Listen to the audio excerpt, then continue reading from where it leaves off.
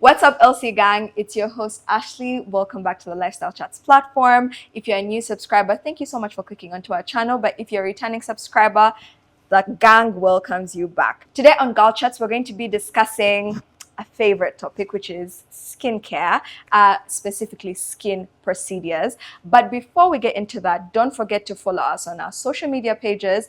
Follow us on Lifestyle Chats on Instagram and across our different socials. But remember that we're proudly sponsored by the Bell Beauty app, so don't forget to follow them on their socials as well at Bell Beauty UG across all platforms. So without further ado, today we're going to be discussing skincare procedures with a guru in this field in the Ugandan market. We have Dr. Leanne here from Skinbox. I'm sure you guys have seen her on socials because I be following her. So she's going to tell us a little bit about herself, what she does, before we get into the video. Okay, thank you for having me. Of I am course. so proud and happy of the job you guys are doing. Thank you. My name is Kinyua. I'm a licensed and skincare consultant and aesthetician in the industry. I've practiced for the last 4 years. I co-own 2 skincare stores. Okay. I own Glisten Skin Aesthetics and I also own 7 Hills Beauty. Yes, those are the 2 stores that I balance. So I've been on the industry game for skincare products selling alone since 2019. Oh. Yes, then for the procedures, I've done them for the last 4 years. Okay. Yes, so that's who I am. So when you see my name, just know your best medical aesthetician and also skincare consultant. Okay, so we're in the right hands because we are dealing with a licensed specialist. Yes. So we are talking to the right person when I'm saying we're talking skincare procedures. Yes. So let's kick it up with the fire round. Okay. Botox, filler, microneedling. Tell us a little bit about those procedures in terms of, do you think they're just trendy, but they're not necessarily necessary for our skins? Or do you think those are also, you know, some people think to themselves, those are white people things. Like, we don't do Botox here, we don't do filler. I know there's that common misconception. What do you think? Okay, when it comes to microneedling, I would say everyone needs it.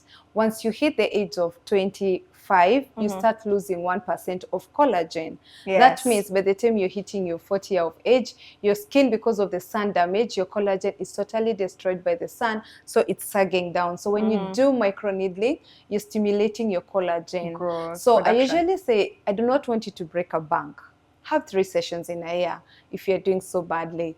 Microneedling, it's always my favorite. I personally have 3 in a year. Okay. Then when it comes to Botox, Botox has been had a lot of misconceptions, I would say. So whenever you tell someone I'm going to do Botox, they're like, you want to remove wrinkles? We're all supposed to get old. No, the people who have conditions. You may find someone with something called hyperhidrolysis. They are sweating on their hands. I have hyperhidrosis. Yes, you find there's someone also who is sweating on their face. There's those ones on the armpits. There's people who carry like 2 shirts to work. So when you tell someone who is sweating on their underarms, please come and do Botox, someone will be like, no, don't go for Botox. This one is they're supposed to age your skin. No, so for me, I would say in our space, Botox actually is more on a medical purpose rather than on the aesthetic purpose. But most people know it's on the other side. Yes, very people will enter and tell you, I want to remove wrinkles. 80% will be like, I'm over sweating. What do you think I should do? So Botox, I would give it at that. Instead of going for fillers, I highly recommend threads. Yes, I know it's not talked a lot about it. It's something I'll also start talking about it on your platform very soon.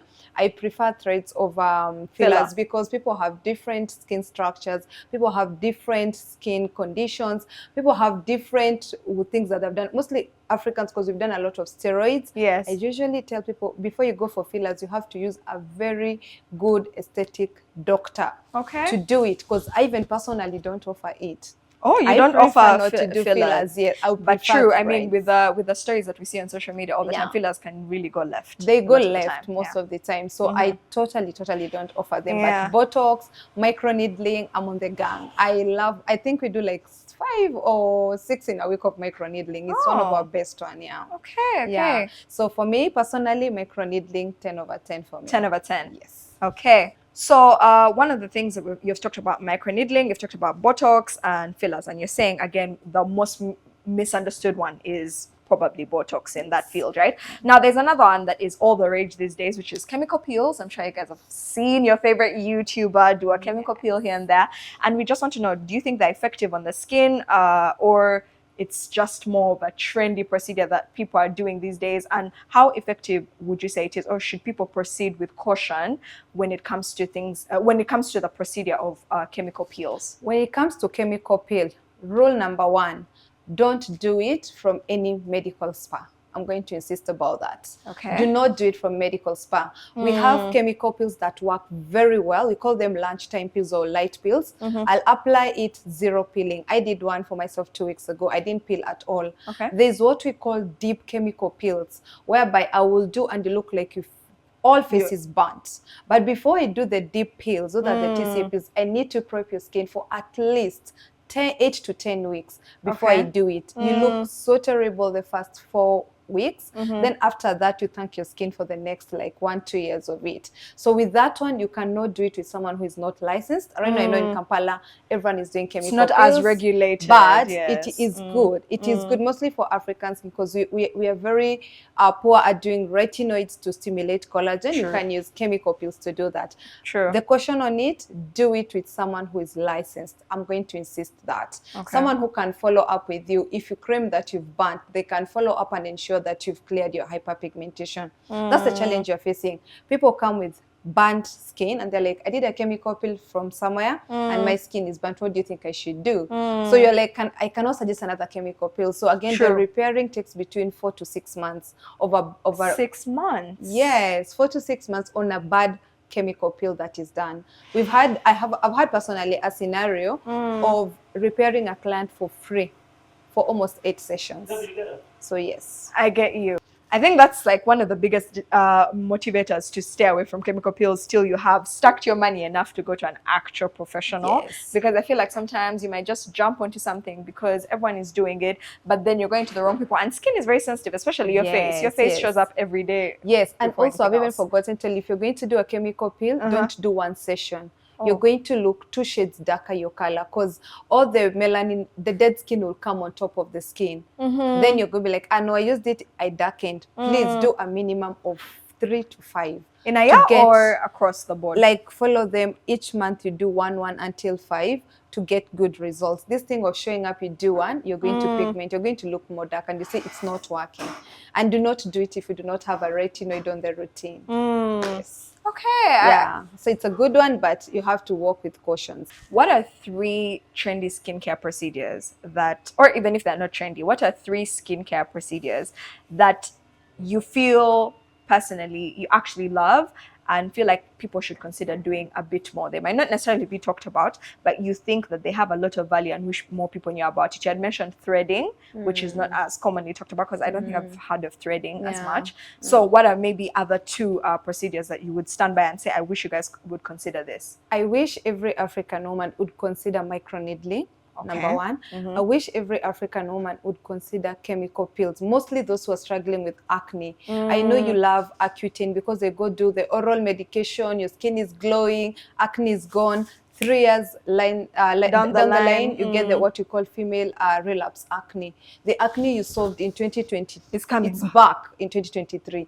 If you get consistent and you just sacrifice those chemical peels, it's going to do an amazing job. For me, it's a long-term investment. Every client of mine who has passed my hands, they have the worst 3 months of chemical peel, but they have benefited, and most of them don't come back. So chemical peel for me, microneedling the second one, and threads. I'm about to start talking about it.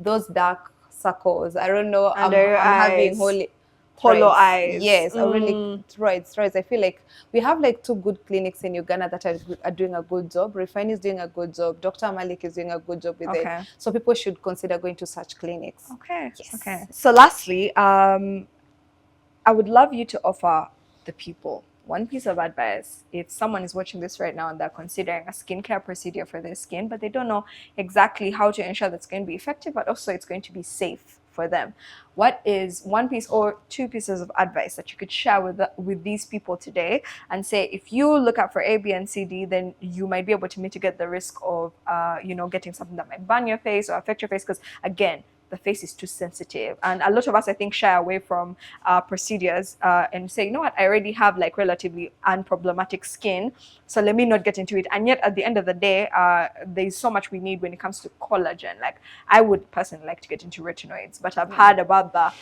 the adverse reaction sometimes, and so you're scared and you limit yourself. So what could you tell us who are skeptical but would like to get into much stronger procedures for our skins? Okay, the first piece of advice I will give anyone who wants to start skincare: consultation. That's the first thing.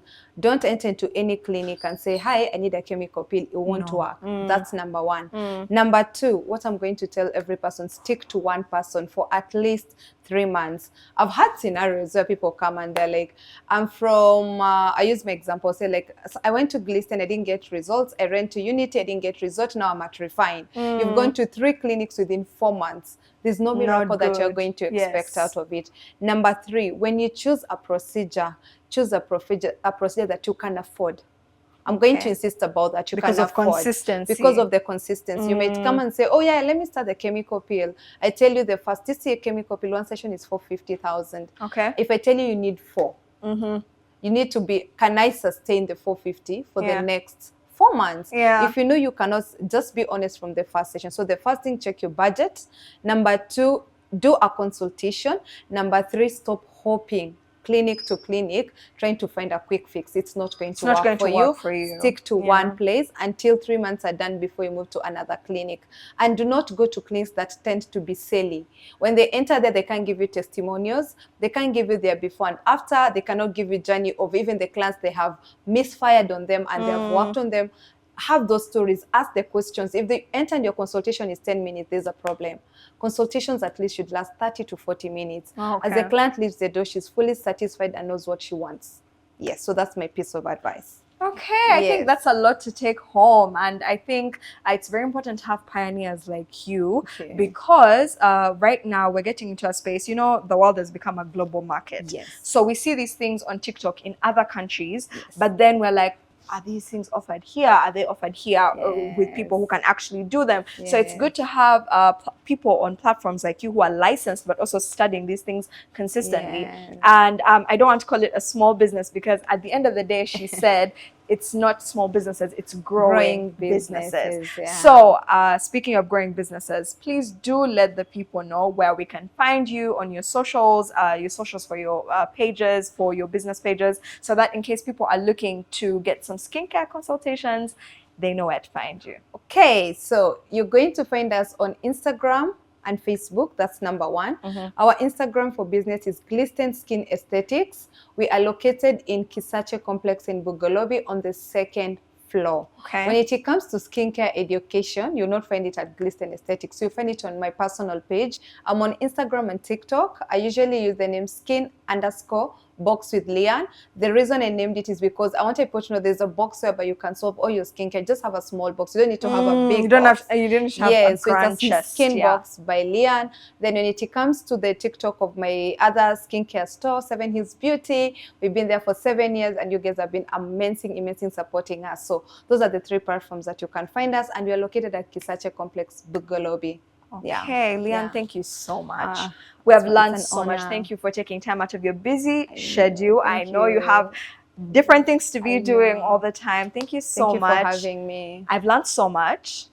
I know that people have definitely taken a lot home, and I'm excited for the market to be transforming with your type of information. So please do keep up the good work. We personally love. Thank you. Us at Lifestyle Chats, we love the content that you produce. So guys, thank you so much for staying till the very end of this video.